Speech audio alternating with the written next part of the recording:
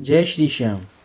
दोस्तों, आज की वीडियो में हम आपको बताएंगे द्रौपदी के पूर्व जन्म और पुनर्जन्म की कथा, साथ ही भगवान विष्णु ने कलयुग में क्यों किया द्रौपदी से विवाह। इससे पहले हमारा अनुरोध है कि आप यह वीडियो अंत तक ज़रूर देखें और साथ ही हमारा चैनल आने वाले वीडियोस के लिए ज़रूर सब्सक्राइब कर लें। पुरातन काल की बात है, ऋषि धर्मध्वज ने माता लक्ष्मी की कठोर तपस्या कर वेदवती नाम की पुत्री को प्राप्त किया। महालक्ष्मी का अंश होने के कारण वह कन्या जन्म के कुछ समय पश्चात ही भगवान नारायण को पति रूप में प्राप्त करने की इच्छा से तप करने पुष्कर क्षेत्र में निवास करने लगी। युगों तक तपस्या करने पर उसे एक दिन आकाशवाणी सुनाई पड़ी, कन्या, अगले जन्म में भगवान श्री हरि तुम्हारे पति होंगे। यह सुनने के पश्चात देवी वेदवती गंधमादन पर्वत पर जा और अधिक कठोर तप करने लगती है। एक दिन उस पर्वत पर रावण आ पहुंचता है।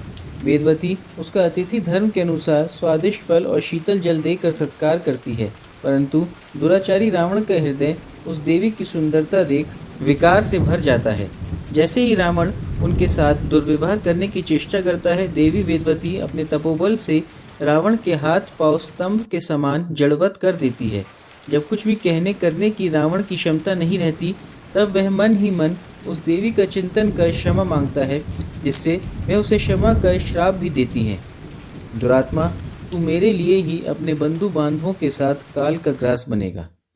यह कह वेदवती जी योग द्वारा अपने शरीर के साथ अग्नि में समा जाती हैं। आगे चलकर यही देवी वेदवती त्रेता युग में श्री राम व माता सीता और लक्ष्मण जी के वनवास के दौरान प्रकट होती हैं।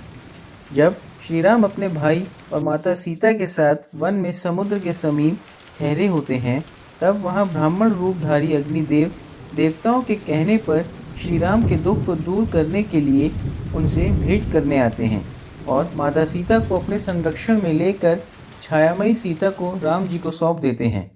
यह छायामयी सीता ही वास्तव में देवी वेदवती होती हैं, जो रावण को अपने द्वारा दिए गए श्राप को परिपूर्ण करने ही आती। श्री राम देवी वेदवती के अपहरण के फल स्वरूप ही रावण को उसके बंधु बांधवों सहित मृत्यु प्रदान करते हैं और तब माता सीता की अग्नि परीक्षा के दौरान अग्निदेव वास्तविक सीता जी को श्री राम को सौंप देते हैं और वह छायामयी सीता, जो कि देवी वेदवती थी, श्री राम की इच्छा अनुसार पुष्कर क्षेत्र में भगवान शंकर की उपासना करने चली जाती हैं। पति प्राप्त करने की इच्छा से जब वह प्रार्थना करती हैं कि भगवान त्रिलोचन मुझे पति प्रदान कीजिए, यह शब्द उनके मुंह से 5 बार निकलते हैं। तब भगवान शंकर छायामयी सीता की यह प्रार्थना सुन मुस्कुराते हुए उन्हें वर देते हैं, तुम्हें 5 पति मिलेंगे। और इस तरह देवी वेदवती ही द्वापर युग में पांचाल नरेश की यज्ञ से प्रकट हुई पुत्री द्रौपदी बनती हैं और 5 पांडवों को पति रूप में पाती हैं।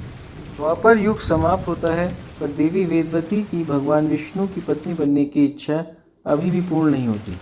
तब कलयुग में उस वरदान को पूरा करने के लिए भगवान विष्णु माया रचते हैं। एक बार सप्तऋषि भृगु वैकुंठ में भगवान विष्णु की परीक्षा के लिए जाते हैं और वहां पहुंचकर उनकी छाती पर अपने पैर से तेज प्रहार करते हैं।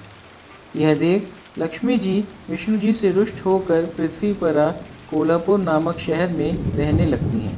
तब लक्ष्मी जी को ढूंढते हुए भगवान श्रीनिवास के नाम से पृथ्वी पर आते हैं और वेंकटाचल पर्वत क्षेत्र में बकुलाबाई के आश्रम में रहने लगते हैं। एक दिन वहां रहते हुए उनकी मुलाकात चोला नरेश की पुत्री पद्मावती, जो कि देवी वेदवती का ही पुनर्जन्म थी, से होती है और वे उससे प्रेम करने लगते हैं। बहुत प्रयत्नों के बाद और बकुलाबाई की सहायता से राजा पद्मावती की शादी भगवान श्रीनिवास के साथ करने को तैयार होता है। तब कुबेर द्वारा दिए गए ऋण से भगवान श्रीनिवास और देवी पद्मावती का विवाह संपन्न होता है। इस तरह देवी वेदवती की भगवान विष्णु को पति रूप में पाने की इच्छा आखिरकार कलयुग में पूर्ण होती है।